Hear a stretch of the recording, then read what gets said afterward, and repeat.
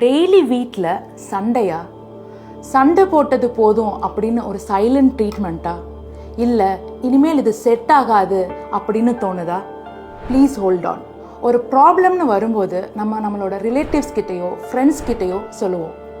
அவங்க நம்மளுக்கு என்ன ஹெல்ப் பண்ண முடியுமோ அவங்களோட பாசத்தினால சொல்லுவாங்க.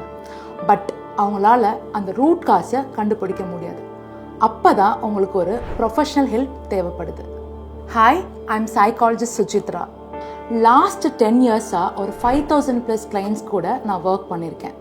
உடஞ்சி போக இருந்த எத்தனையோ ரிலேஷன்ஷிப்பை சேர்த்து வச்சுருக்கேன். உங்கள் ஈகோ, மிஸ் அண்டர்ஸ்டாண்டிங், கோபம் இது எல்லாத்தையும் தாண்டி இந்த ரிலேஷன்ஷிப்பை ஒர்க் அவுட் பண்ணுறதுக்கு என்கிட்ட ஒரு சயின்டிஃபிக் அப்ரோச் இருக்குது. பேசி தீர்க்க முடியாத பிரச்சனை அப்படின்னு எதுவுமே இல்லை.